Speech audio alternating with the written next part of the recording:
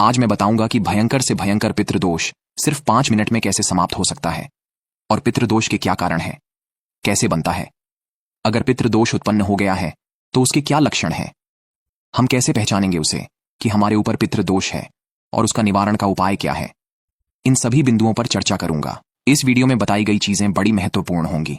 आपको दर दर भटकने की कोशिश नहीं करनी पड़ेगी, भटकना ही नहीं पड़ेगा और आपका पितृदोष आप स्वयं समाप्त कर सकते हैं। पितृदोष हमारे ऊपर लग कैसे जाता है? देखिए, जो भी हमारे पूर्वज हैं जो अब इस संसार में नहीं है, वह पितृलोक में होते हैं या उनको कहीं जन्म मिल गया होता है, इससे कोई फर्क नहीं पड़ता। तो यदि हम कोई ऐसा कार्य करते हैं जो हमारे पितरों को पसंद नहीं है, जैसे हमारे पितृलोक जो है वह सात्विकी प्रवृत्ति के थे और हम नशा पानी करते हैं, हम मांसाहार करते हैं, इससे हमारे पितरों को बड़ी परेशानी होती है और हमें यह दोष लग जाता है। यदि हम किसी बुजुर्ग का अपमान करते हैं, किसी संत महात्मा को सताते हैं, किसी गरीब को सताते हैं, तो इन स्थितियों में भी पितृदोष उत्पन्न हो जाता है। ठीक है, अब बात करते हैं कि पितृदोष के लक्षण क्या हैं। तो मैं आपको बता दूं, जरा सी बात पर घर में अशांति पैदा हो जाती है, लड़ाई झगड़ा शुरू हो जाता है, साफ सफाई को लेकर के ही घर में झगड़े शुरू हो जाते हैं। कोई वजह नहीं होती विशेष, लेकिन झगड़े शुरू हो जाते हैं। घर में सुख है, पैसा भी आ रहा है, लेकिन फिर भी शांति नहीं है। कोई किसी सदस्य को शांति प्राप्त नहीं होती। अगला लक्षण यह है कि हमारे शादी विवाह में अड़चन शुरू हो जाती है, शादी विवाह में देरी होती है और यहां तक कि हमारी वंश वृद्धि भी रुक जाती है।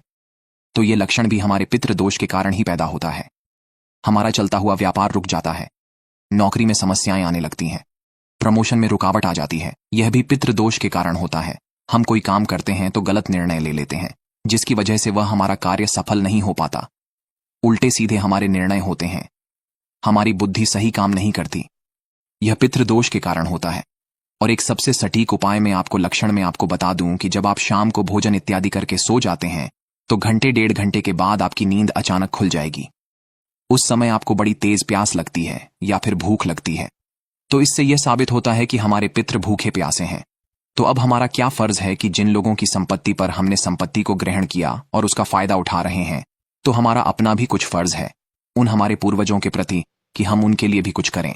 तो अगर हमारे पितृ भूख प्यासे हैं तो रात को हमारी नींद खुलेगी और फिर जल्दी नींद नहीं आएगी, 3-4 बजे के बाद में ही नींद आएगी।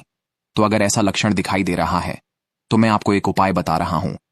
करने में कोई हर्ज नहीं है, कुछ पैसा खर्च नहीं होता, विशेष आपको करना भी इसमें कुछ नहीं है। आप जब भी किसी तीर्थ स्थल पर जाते हैं, किसी नदी में स्नान करते हैं, किसी सरोवर में स्नान करते हैं, किसी पवित्र तीर्थ में स्नान करते हैं, तो उस समय आप अपनी अंजलि में जल भर लें और जल अपने पितरों के निमित्त विसर्जित करें। अपने दोनों कुलों के लिए, पितृपक्ष, वो पितृपक्ष और मातृपक्ष, दोनों के लिए आप करें। तो इससे क्या होगा कि आप अगर ऐसा करना शुरू कर देते हैं तो आप देखना कि अगर एक बार आप सो गए शाम को तो सुबह ही आपकी आंख खुलेगी। ये बड़ा प्रैक्टिकल प्रयोग है, इसको करके देख लीजिए। आपको इंतजार करने की जरूरत नहीं है और प्रैक्टिकल में आपका खर्च भी क्या होता है। तो आप करिए, इसको करके देखिए। उन्हें जल दीजिए पवित्र तीर्थ में जाकर कि जब भी आप स्नान करते हैं तो उन्हें जल दीजिए और देखिए कि आपकी नींद पर क्या असर पड़ता है। आपकी बुद्धि संतुष्ट हो जाएगी, संतुलित हो जाएगी, आपको नींद के लिए गोलियां नहीं खानी पड़ेंगी। ठीक है, अब बात करते हैं।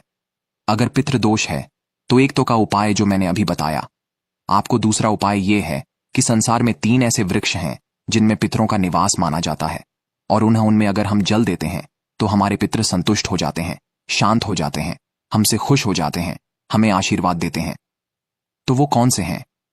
एक तो है वट का वृक्ष, बरगद का वृक्ष जिसको बोला जाता है, दूसरा है पीपल का वृक्ष और तीसरा है वेल का वृक्ष। इन तीनों में से किसी भी एक वृक्ष पर अगर हम दूध मिश्रित कच्चा दूध होना चाहिए, दूध मिश्रित जल चढ़ाते हैं तो आप देखेंगे कि बहुत जल्दी परिस्थितियां आपकी बदल जाएंगी। बेल वृक्ष तो बहुत ही पवित्र वृक्ष माना जाता है, बेलपत्र ना भगवान शिव की पूजा भी अधूरी रहती है, ऐसी हमारी मान्यता है, हमारे शास्त्रों की मान्यता है।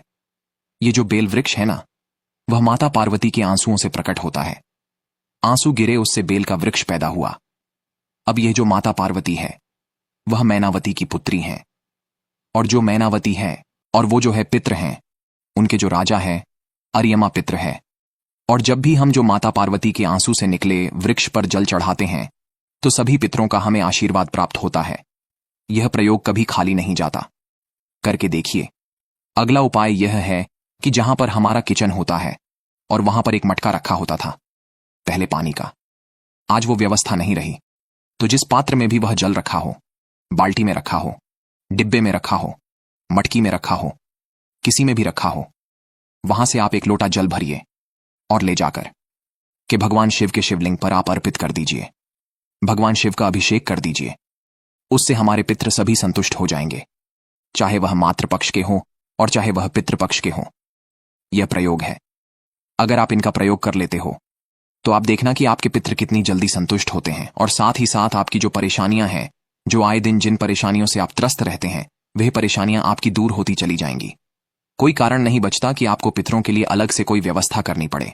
लेकिन यदि हो सकता है तो जब भी पितृपक्ष आए, जो कुवार के महीने में आते हैं, तो पितृपक्ष जो 15 दिन का होता है, उसमें आप जो है उनका श्राद्ध करें, उनका तर्पण करें, ब्राह्मणों को भोजन कराएं।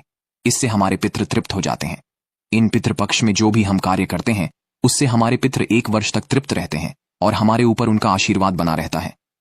तो आशा करता हूं कि यह जो जानकारी मैंने आपको दी है उपयोगी साबित हुई होगी। अगर आपको जरा भी अच्छी लगी हो तो इस वीडियो को लाइक करें, मित्रों में अधिक से अधिक शेयर कर दें।